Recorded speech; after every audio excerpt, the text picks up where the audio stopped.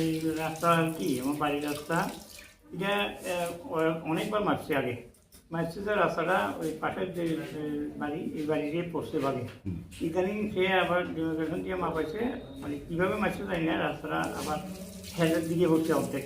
কে এই বিদ্যুৎকান্তি রায় ছাত্রকান্তি রায় তারা করে করছে সবাই আমি নাম মাপাইয়া তারা ঠিক করে ইয়ে করবো একটা কাগজপত্র ভুল আছে ঠিক করবো পাশের বাড়ি তো তারা হঠাৎ করে এখন মাটি ফেলাইতেছে আমি করলাম তো কীরকম মাটি ফেলাচ্ছে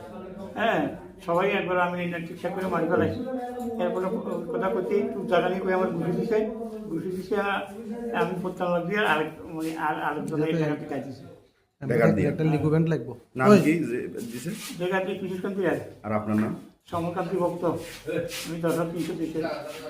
বাড়ি কোন জায়গাতে বড় স্কুল যেখানে উৎসব হয় এখানে মূলত জায়গা সম্পত্তির বিবাদ নিয়ে এই ঘটনা নাকি জায়গা বলতে রাস্তাটা তো দুনো পক্ষের আগে যে সময় আমার দাদুরা ছিল তখন এই রাস্তাটা দুনো পক্ষে দিছিল এবার তারাই এই পক্ষে পড়ে এই পক্ষে পাবে এই পক্ষে পরে তা আমরা তো আমি এই পাশের থেকে আমি তিনটা বেশি 4 থেকে আধা ঘন্টা জায়গা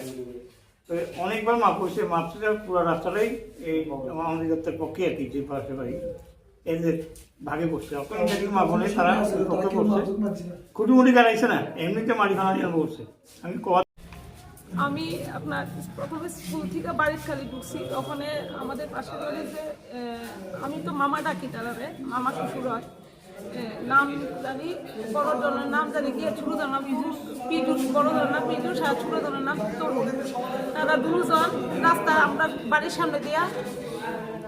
ব্রাউন করতেছে আপনি তো রাস্তার মধ্যে হাইতে পারে আমি তখন বাড়িতে গেছি বাড়িতে যাওয়ার একটু পরে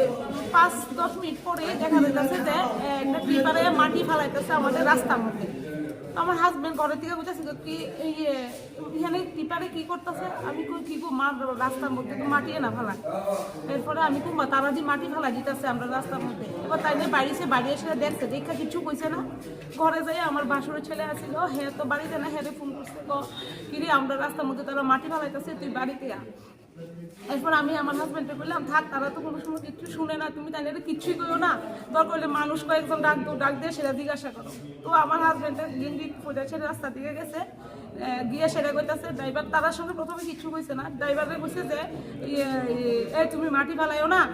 আগের জায়গার সমাধান হোক এরপরে যায় সেটা মাটি ফেলাইও তুমি ওখানে মাটি ফেলাইও না এই কথা কইতে তারা দুনু ভাই আইছে এই তোর জায়গা নেই তোর দিকে মাটি ফেলাম না এটা আমি খুশি আমি কোনানে মাটি ফেলাবো তো আমার হাজব্যান্ড তো এরপরে কইতা কয় তোর জায়গা আগে ঠিক হোক এরপরে মাটি ফেলাইবি এই কথা কইতে তখন তারা দুনু ভাইয়ে